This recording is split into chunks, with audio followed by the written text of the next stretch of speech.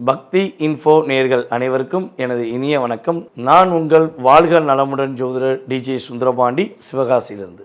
நேயர்களே, உங்களுடைய வாழ்க்கையில் இந்த 2026 வாக்கியப்படி சனி பகவான் கும்பத்திலிருந்து மீனத்துக்கு செல்கிறார்.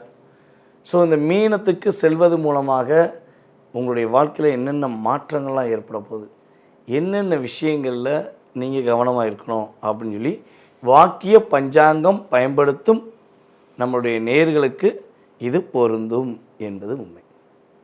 ஏன்னா நம்முடைய சனி பகவான் ஆல்ரெடி பார்த்திங்கன்னா திருக்கணித முறைப்படி சனி பயிற்சியானது கிட்டத்தட்ட 2025 மார்ச் எண்டில் ஆல்ரெடி சனி பகவான் மீனத்துக்கு வந்துட்டார் அப்படின்னு நானே வீடியோ போட்டிருக்கேன். உண்மைதான். இருந்தாலும் நம்மளுடைய ஜோதிட அன்பர்கள், அதே போல் ஜாதகம் பார்க்குற அன்பர்கள், பல அன்பர்கள் பார்த்திங்கன்னா நாங்கள் வாக்கிய முறைப்படி ஃபாலோ பண்ணுறோம். அப்போ வாக்கியப்படி சனி பகவான் வந்தால் என்ன மாற்றம் வரும்னு சொல்லுங்கள் அப்படின்னு சொல்லி கேட்காங்க. ஸோ வாக்கியமோ திருக்கணிதமோ எதுவாக இருந்தாலும் சனி பகவான் மீனத்துக்குள்ளே இருக்கும்போது என்னென்ன செய்ய போகிறாரு, என்னென்ன மாற்றங்களை உங்களுக்கு கொடுக்க போகிறாரு அப்படின்னு சொல்லி நம்ம இப்போ பார்க்க போகிறோம். வீடியோ முழுமையாக பாருங்கள். கன்னி ராசி அன்பர்களுக்கு சனி பகவான் 7ஆம் இடத்தில் அமர்ந்து என்னென்ன விஷயங்கள்லாம் செய்ய போகிறார், 6ஆம் இடத்தில் அமர்ந்து என்னென்ன விஷயங்கள்லாம் செஞ்சாரோ அதை ரிலீஸ் பண்ண போகிறார். எங்கே நிம்மதி எங்கே நிம்மதி தேடி பார்த்தேன், அது எங்கேயும் இல்லை. அந்த பாட்டுக்கு கிட்டத்தட்ட ஒரு 3 வருட காலமாக சொந்தக்காரங்களாக யார் இருக்கீங்கன்னா நீங்கள் தான் இருக்கீங்க. அந்த பாட்டு உங்களுக்கு சொந்தமோ அப்படிங்கிற அளவுக்கு உங்களுடைய மனசில் அவ்வளோ விதமான அழுத்தம், அவ்வளோ விதமான பிரச்சனை, நிறைய குழப்பங்கள் இருந்துச்சு. எவ்வளோ தான் ஒரு மனுஷன் முயற்சி எடுப்பது அப்படின்னு சொல்லுவாங்க. உன்னால் முடியும்ப்பா, நீ செஞ்சுப்பார். எப்படி உன்னால் முடியும்ப்பா, நீ செஞ்சுப்பார். அம்மா உன்னால் தான்மா முடியும், நீ கண்டிப்பாக செய் அப்படின்னு மற்றவங்க எளிதாக சொன்ன விஷயத்தை மனதால் ஏற்றுக்கொண்டு நீங்கள் எடுத்த முயற்சியோட லிஸ்ட்டை எடுத்தால் எக்ஸட்ரா எக்ஸட்ரா எக்ஸட்ரா எவ்வளவோ இருக்கும். இந்த இளைய சகோதரன் மூலமாகவும் உங்களை விட வயது குறைந்தவர்கள் மூலமாகவும் எவ்வளோ கஷ்டப்பட்டிருப்பீங்க.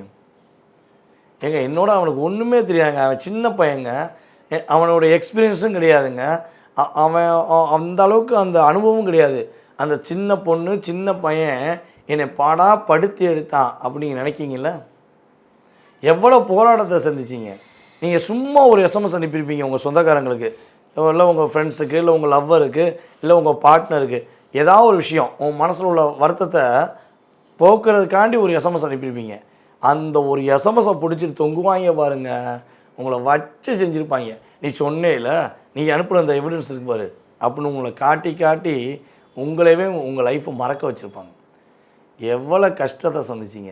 ஏன்னா நான் அனுப்புனது ஒரு எஸ்எம்எஸ்ஸு, நீ அனுப்புனது பல எஸ்எம்எஸ்லாம், அதெல்லாம் கிடையாது. நீ அனுப்புனதுனால தானே நான் அனுப்புனேன், நீ செஞ்சதுனால தானே செஞ்சேன் அப்படின்பாங்க.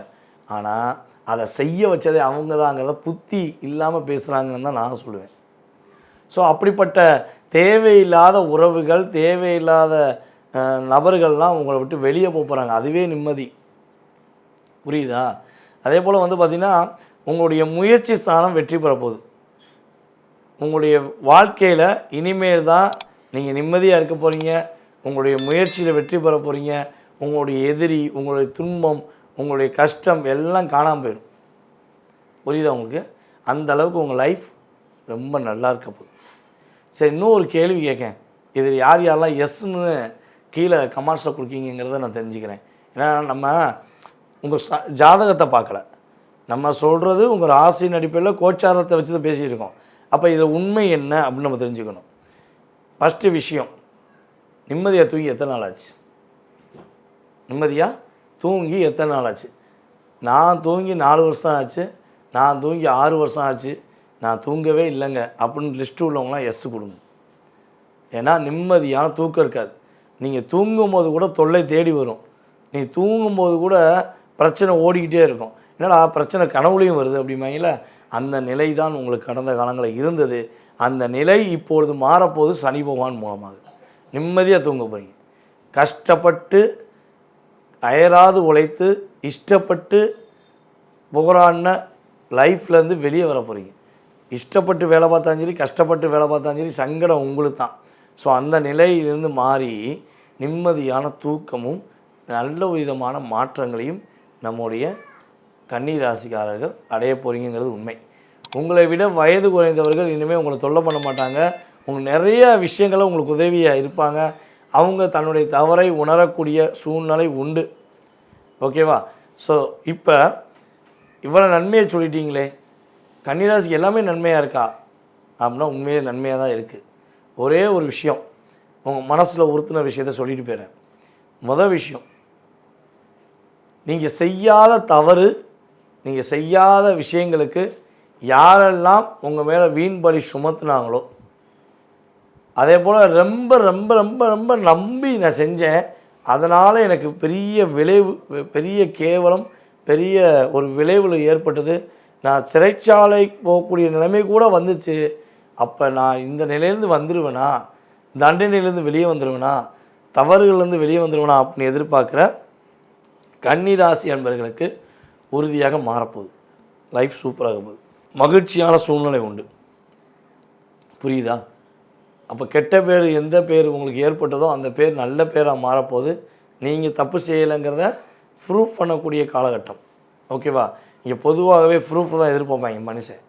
ஸோ அந்த ப்ரூஃப் பண்ணக்கூடிய காலகட்டத்திலேருந்து நீங்கள் வரக்கூடிய வாய்ப்புகள் உண்டு. நீங்கள் கவனமாக இருக்க வேண்டிய விஷயங்கள் என்ன அப்படிங்கும்போது, உங்களுடைய பார்ட்னர்கிட்ட கொஞ்சம் வெளிப்படையாக பேசுங்க. உங்கள் பார்ட்னருடைய பிரச்சனைகளை, உங்களுக்கும் உங்கள் பார்ட்னருக்கும் ஒரு பிரச்சனை இருக்குது அப்படின்னா, அல்லது வருது அப்படின்னா, தயவுசெய்து வேறு யார்ட்டையும் சொல்ல வேண்டாம்.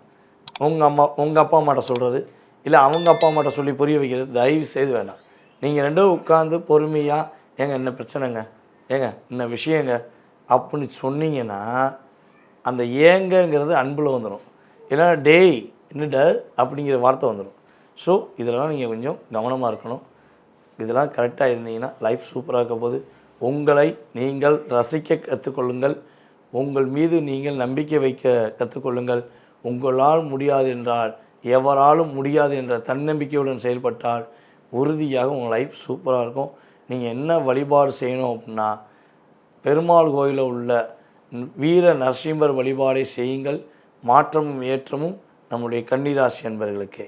நேர்களே, நீங்கள் தற்போது வரை பொறுமையாக பார்த்த விஷயம் என்னென்னா, கிட்டத்தட்ட நவ கிரகங்கள்லேயே ரொம்ப ரொம்ப மெதுவாக ஒரு ராசியிலேருந்து இன்னொரு ராசியை விட்டு கடப்பதற்கு அதிக நேரம் எடுத்துக்கொள்ளும் நம்முடைய சனீஸ்வர பகவானுடைய சனி பயிற்சியை தான் பார்த்துருக்கீங்க.